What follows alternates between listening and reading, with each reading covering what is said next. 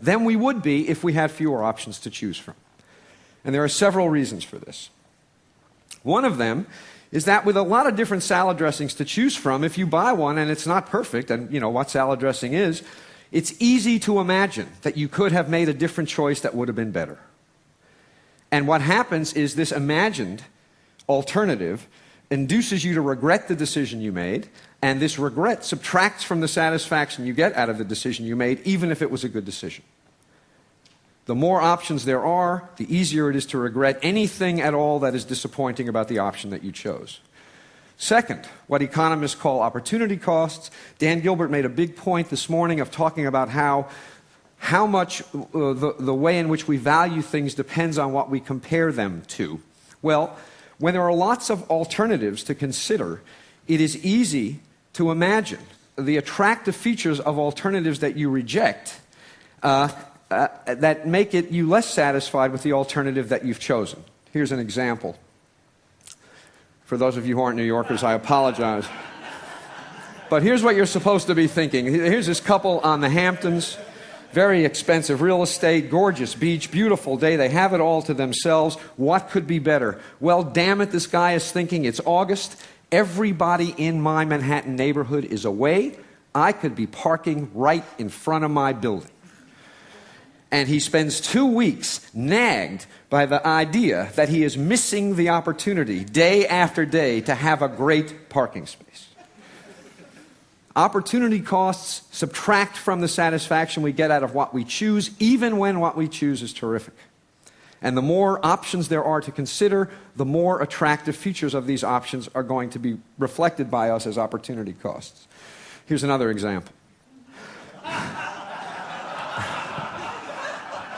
Now this cartoon makes a lot of points. It makes points about living in the moment as well, and probably about doing things slowly. But one point it makes is that whenever you're choosing one thing, you're choosing not to do other things, and those other things may have lots of attractive features, and it's going to make what you're doing less attractive.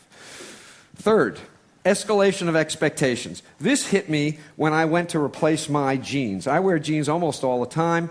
And there was a time when jeans came in one flavor, and you bought them, and they fit like crap, and they were incredibly uncomfortable, and if you wore them long enough and washed them enough times, they started to feel okay.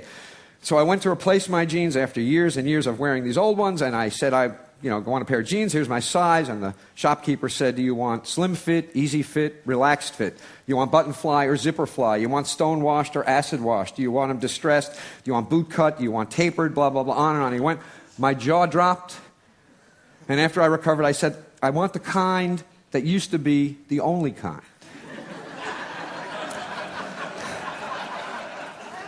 He had no idea what that was. So I spent an hour trying on all these damn jeans, and I walked out of the store, truth, with the best fitting jeans I had ever had. I did better. All this choice made it possible for me to do better. But I felt worse. Why? I wrote a whole book to try to explain this to myself. The reason is, the reason I felt worse is that with all of these options available, my expectations about how good a pair of jeans should be went up. I had I had no particular expectations when they only came in one flavor. When they came in 100 flavors, damn it, one of them should have been perfect. And what I got was good, but it wasn't perfect. And so I compared what I got to what I expected, and what I got was disappointing in comparison to what I expected. Adding options to people's lives can't help but increase the expectations people have about how good those options will be. And what that's going to produce is less satisfaction with results, even when they're good results. Nobody in the world of marketing knows this. Because if they did, you wouldn't all know what this was about. The truth is more like this. The reason that everything was better back when everything was worse is that when everything was worse, it was actually possible for people to have experiences that were a pleasant surprise. Nowadays, the world we live in, we affluent, industrialized citizens, with perfection the expectation, the best you can ever hope for is that stuff is as good as you expect it to be. You will never be pleasantly surprised because your expectations, my expectations, have gone through the roof. The secret to happiness, this is what you all came for. The secret to happiness is low expectations.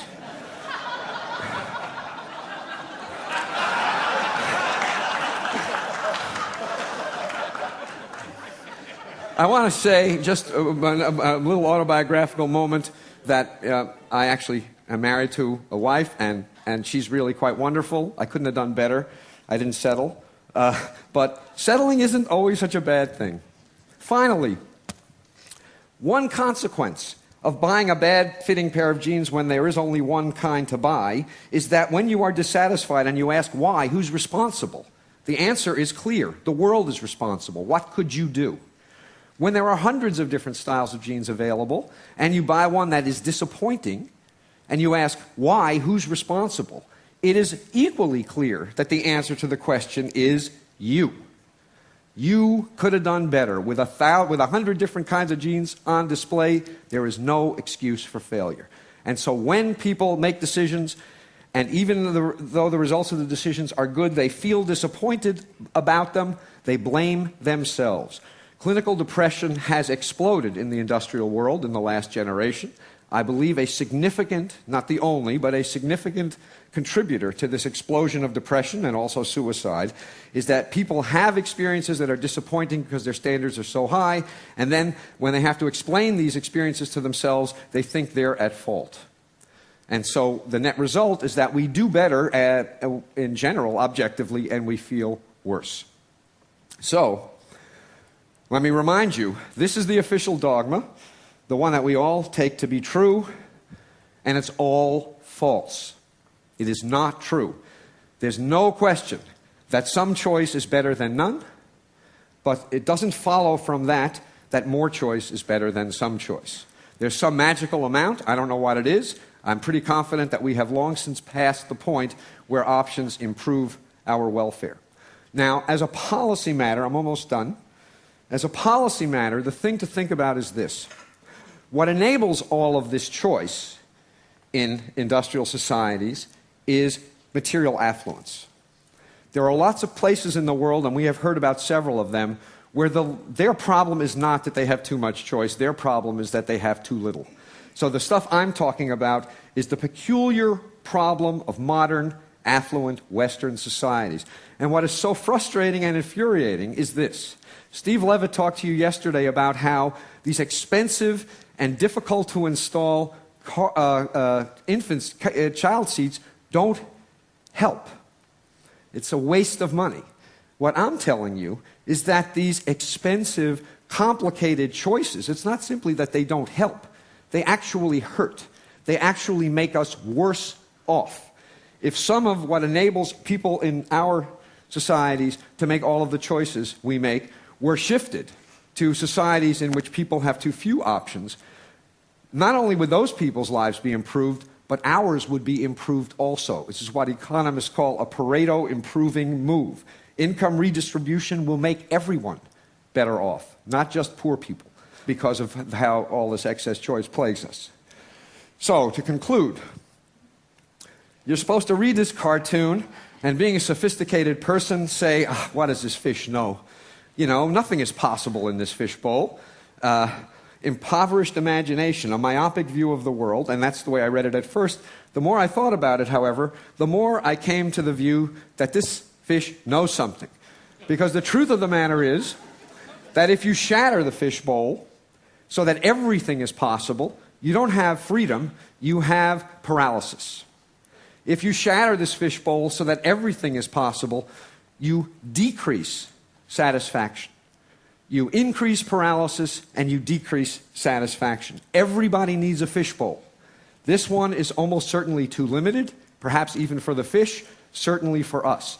But the absence of some metaphorical fishbowl is a recipe for misery and, I suspect, disaster. Thank you very much.